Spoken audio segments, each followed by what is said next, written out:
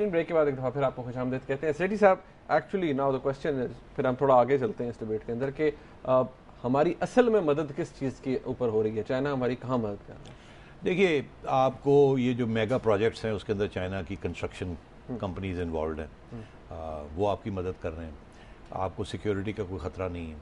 तो एक तरफ तो वो एक लिमिटेड लेवल पे आपकी इकोनॉमिक असिस्टेंस कर रहे हैं, मगर बड़ी लिमिटेड है, इसकी कोई बड़ा पैमाना नहीं है। पिछले 10 साल में उन्होंने एक ही बहुत बड़ा प्रोजेक्ट किया है, which is the Gwadar port, ठीक है, और वो 10 साल लगे हैं, और 7-8 साल तो लग ही गए हैं उसको। अब Karakoram highway is the major project. China की इन्वेस्टमेंट जिसे कहते हैं, उनकी कंपनीज जो प्रोजेक्ट्स वो करना चाहती हैं, जहाँ उनकी कंपनीज आती हैं, प्राइवेट कंपनीज, वो है आपकी माइनिंग इंडस्ट्री होगी। सेंडर हमने उसको खुद चलाने की कोशिश की, हमसे नहीं चली, फिर हमने चीनियों को दे दी, अब वो चलाने की कोशिश कर रहे हैं। इसी तरीके के साथ वो आप माइनिंग और एक्सप्लोरेशन में आएंगे। चाइना सेंट्रल एशिया में भी China oil and gas and minerals की एक्सप्लोरेशन में जा रहा है। चाइना की ये कोशिश है कि जहाँ भी वो जाए वो तजारत के ज़रिए अपना कदम बढ़ाए। और आपने देखा चाइना इस वक्त जो चीज़ें एक्सपोर्ट कर रहा है और जो चीज़ें इंपोर्ट कर रहा है, चाइना का ट्रेड सरप्लस है हर मोटे बड़े बड़े मुल्क के साथ कि छोटे मुल्क के साथ। इंडिया के साथ भी चाइना का ट्रेड सरप्लस है, मतलब है कि चीन के ज़्यादा गुड्स एंड सर्विसेज इंडिया जाती है, इंडिया के कम जाते चाइना। तो अब ये जो इंडिया में हुआ है, ये फॉरेन इन्वेस्टमेंट नहीं हुई, नहीं है, ये तजारत का लेवल है कि 60 अरब की तजारत, वो कहते हैं 100 अरब तक जाएगी। ठीक। अब आप सोचिए, आप किस खाते में हैं, आपके तो 5 अरब भी नहीं डॉलर, वो 100 अरब की बातें कर रहे हैं। अब मेरी बात समझ रहे हैं? एक तरफ तो ये इम्बैलेंस है कि इंडिया के साथ इतना कुछ कर रहे हैं, हालांकि हम कहते हैं कि इंडिया हमारा दुश्मन मुल्क है और हमारे चाइना दोस्त है। चाइना दोस्ती और दुश्मनी को उस तरीके से नहीं देखता जिस तरीके से हम देखते हैं। ये बहुत अहम एक सवाल है और जवाब है ये। चाइना कहता है कि उसकी हिंदुस्तान के साथ एक स्ट्रेटेजिक रिलेशनशिप, चाइना कहता है पाकिस्तान के साथ भी स्ट्रेटेजिक रिलेशनशिप। अब यार ये कैसे हो सकता है कि दो मुल्क जिनकी आपस में दुश्मनी है, एक तीसरा मुल्क जो है वो कहता है आपके साथ भी स्ट्रेटेजिक रिलेशनशिप है, आपके साथ भी है। यहाँ आके वो दोस्ती की बात करते हैं, इंडिया के साथ दोस्ती की बात नहीं करते। हालांकि 1960-61-62 से पहले हिंदुस्तान और चाइना की बात होती थी हिंदू चीनी भाई भाई। आपको याद होगा नेहरू के जमाने में और चू एन लाई के जमाने में हिंदू चीनी भाई भाई होते थे। फिर जंग शुरू हो गई, फिर लड़ाई झगड़े शुरू हो गए, फिर उन्होंने अपने बॉर्डर इश्यूज सारे सेटल कर लिए और अब तजारत की तरफ दोनों बढ़ रहे हैं। चाइना ने पाकिस्तान को भी हमेशा एक बात समझाई है जो कि आज तक हमें समझ नहीं आई, और वो हर दफ़ा जब चाइना का लीडर यहाँ आता है वो आपको समझा के जाता है बड़े प्यार से, क्योंकि वो मदाखलत नहीं करते। अब अगर वो हल्की सी बात करते हैं तो उनका ख्याल होता है आप समझ जाएंगे। चाइना ने क्या किया, अपनी फॉरेन पॉलिसी कैसे बिल्ड की।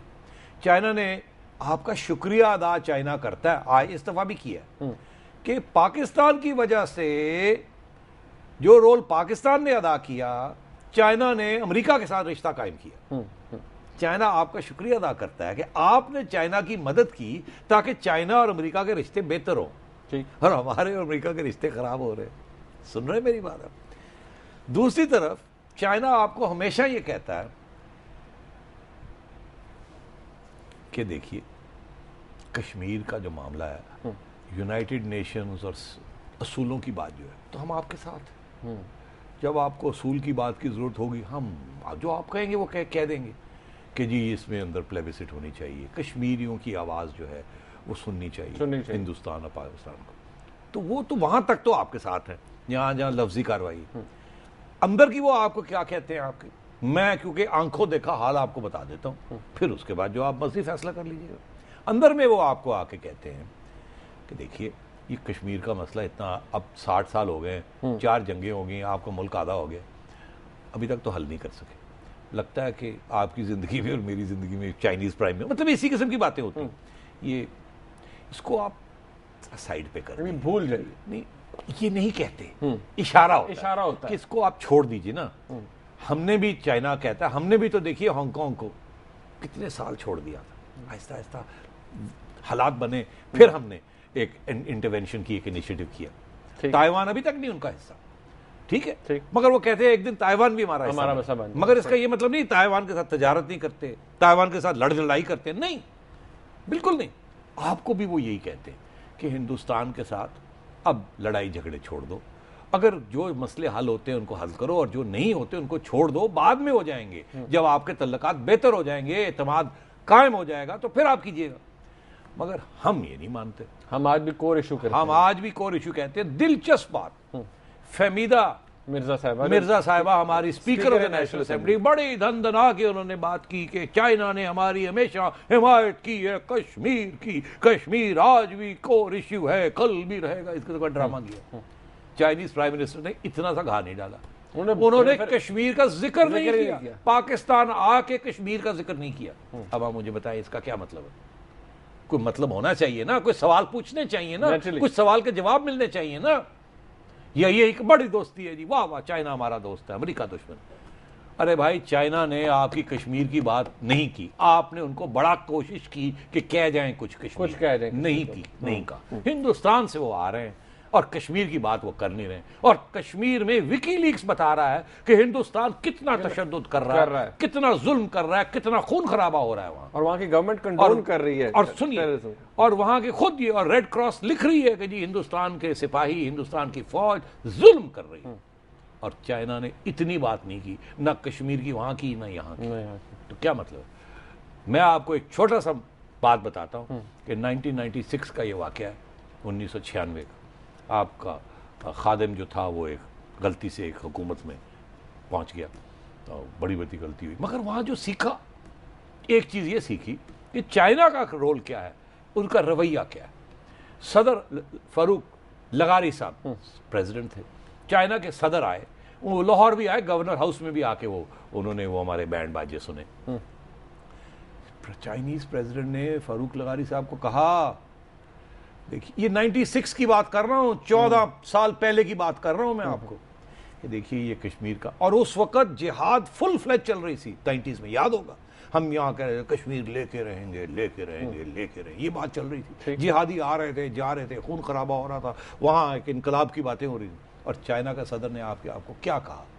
चाइना ने के सदर ने फारूक लगारी साहब को ये कहा कि आप हिंदुस्तान के साथ तजारत करें और अपने मामलात ठीक करें, ये कश्मीर होता रहेगा।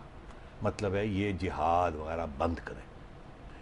फिर आपको 10 साल के बाद आपको समझ आई चाइनीज ने आपको क्या समझाया था कि आपने 2004 में जाके जिहाद बंद की। सुनिए मेरी बात, आप आज तक तजारत करने के लिए तैयार नहीं है। चाइनीज प्राइम मिनिस्टर ने कितना बड़ा इशारा किया और सारे अखबार वाले उस इशारे को किसी और तरीके की तरफ ले जा रहे हैं। मैं आपको बताता हूं क्या इशारा किया। उन्होंने कहा कि हमारे यहां कहते हैं कि हमसाया तो भाई की तरह होता है, और दूर का हमसाया हो तो वो भी एक दूर के रिश्तेदार से ज्यादा करीब होता है। तो डिस्टेंट रिलेटिव से डिस्टेंट नेबर ज्यादा करीब होता है।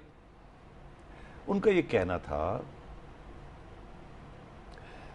कि आप और हिंदुस्तान करीबी नेबर्स हैं, ये ज्योग्राफी है ना, आपने सेलेक्ट किया या फैसला किया कि वो आपके हमसाए होंगे ना उन्होंने, ये हिस्ट्री का एक तकाजा है। तो आप अपने तल्लकात उस किस्म के रखें जिसने करीबी रिश्तेदारों से भी बेहतर होते हैं।